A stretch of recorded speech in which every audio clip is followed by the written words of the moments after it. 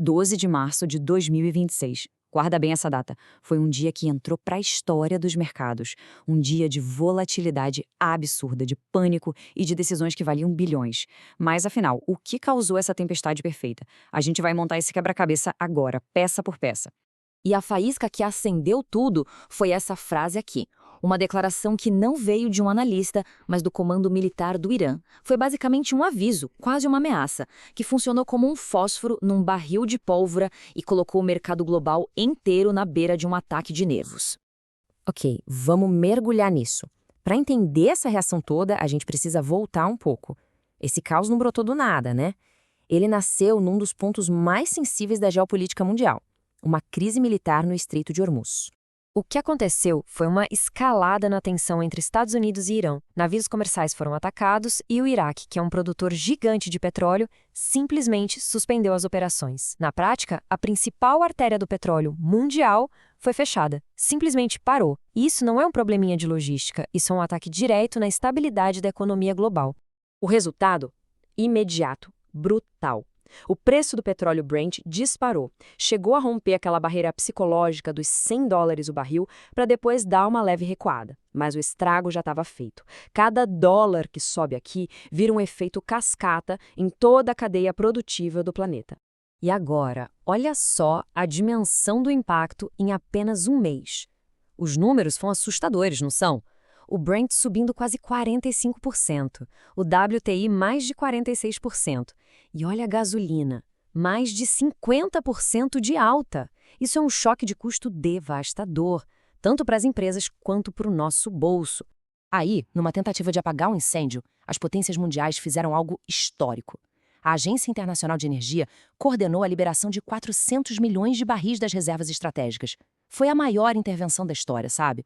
Uma tentativa de jogar água fria no mercado em pânico. A grande pergunta era, será que vai ser suficiente? E como era de se esperar, né? Uma crise de energia desse tamanho não ia ficar só no petróleo. Ela se espalhou como uma verdadeira onda de choque por todas as bolsas de valores do mundo. Vamos ver como esse contágio aconteceu. O efeito dominó foi implacável. Mercados na Ásia, de Tóquio a Hong Kong, despencaram.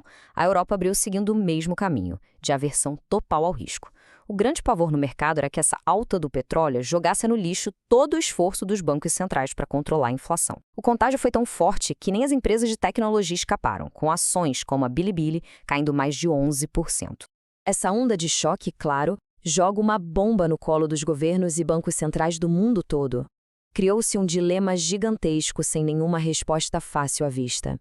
Para entender esse dilema, é só olhar para o custo do dinheiro no mundo, os juros dos títulos do Tesouro Americano. Os rendimentos, os yields, estão subindo com força. O título de 10 anos, que é a grande referência, bateu 4,24%. O que isso quer dizer? Quer dizer que o mercado agora aposta que o Fed, o Banco Central Americano, vai ter que ser muito mais duro, mais hawkish, mantendo os juros altos por mais tempo para lutar contra essa nova inflação que vem do petróleo. E esse gráfico aqui, cara, ele é o termômetro do pânico. É o VIX, o famoso índice do medo. Ele saltou para quase 25. Muito, mas muito acima do nível de calma, que é ali perto de 15. Isso mostra que os investidores estão desesperados, pagando uma fortuna para se proteger da volatilidade. O medo é palpável. Então, no fim das contas, a gente chega nisso aqui, a tal da pressão estagflacionária. É a pior combinação possível. Pensa comigo, o custo da energia sobe, o que força os juros a subirem também para segurar a inflação.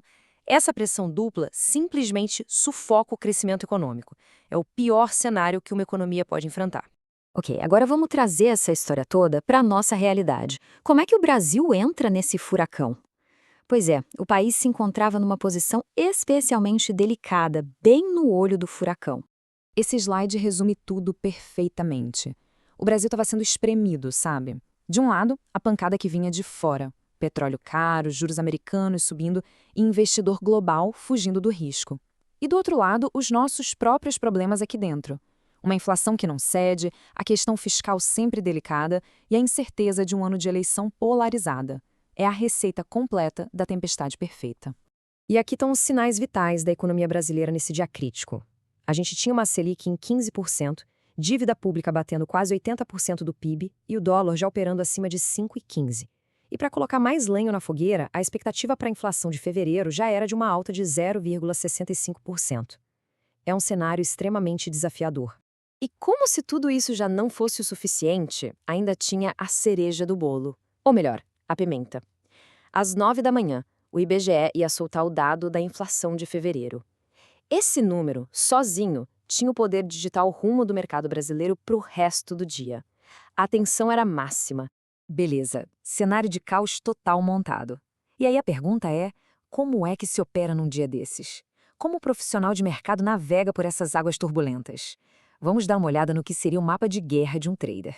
A estratégia de qualquer trader profissional se resume a ficar de olho em 3 pontos-chave, 3 gatilhos. Primeiro, o petróleo se firmar acima dos $100. Se isso acontecesse, era modo pânico ativado. Segundo, os juros americanos de 10 anos. Se rompessem os 4,30%, a pressão de venda ia aumentar muito. E terceiro, e mais crucial para o Brasil, a reação imediata ao dado do IPCA das 9 da manhã.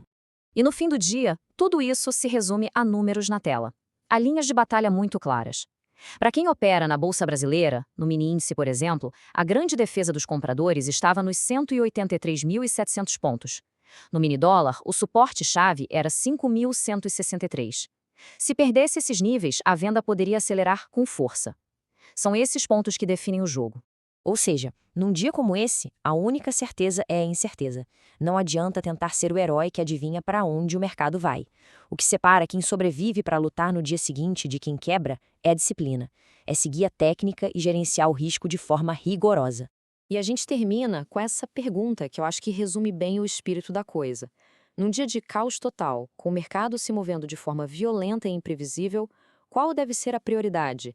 Tentar arrancar um lucro espetacular ou simplesmente focar em proteger o capital e sobreviver para operar amanhã? Essa é a tensão que define a mentalidade para encarar um dia como 12 de março de 2026.